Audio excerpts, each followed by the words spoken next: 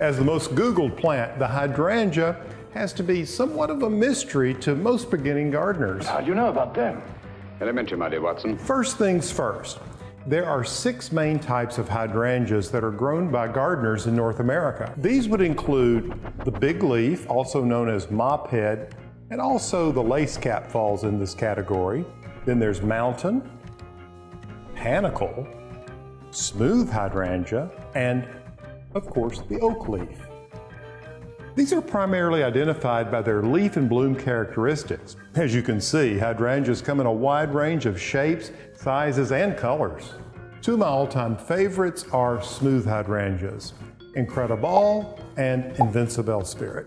Both of these plants produce big continuous blooms all summer long and are very heat tolerant, a necessity here in Zone 7. An essential southern plant, most hydrangeas can take the heat as well as can be cold hardy up to Zone 5, which is around Des Moines, Iowa.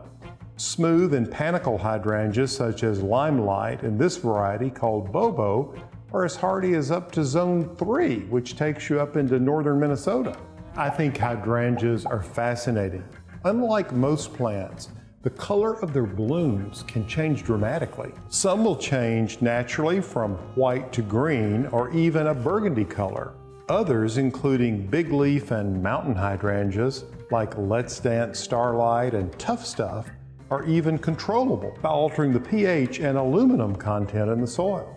Now that we've identified some of the varieties of hydrangeas, let's talk about their care. Hydrangeas, of course, need sunlight. At least 4 hours of sunlight a day, preferably morning light. When it comes to moisture, they love plenty of moisture. You want to make sure that the soil stays consistently moist because they're shallow rooted and are prone to dry out. That's why I like to apply a nice layer of mulch around them. But they require good drainage. And when it comes to pruning, it's important you know your hydrangea's flowering habits. You see panicle and smooth hydrangeas flower on new wood growth, so you can cut them back in the early spring or late winter before new growth begins to emerge and still get plenty of flowers that summer.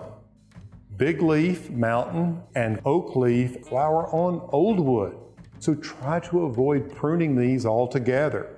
You see, they set their flower buds immediately following the bloom cycle. Pruning these back would remove the buds already in place. In general, hydrangeas will grow and flower well by just removing the spent flowers and any dead wood each spring before the new growth begins. The main thing to remember is just have some fun and experiment with several of these different varieties in your yard.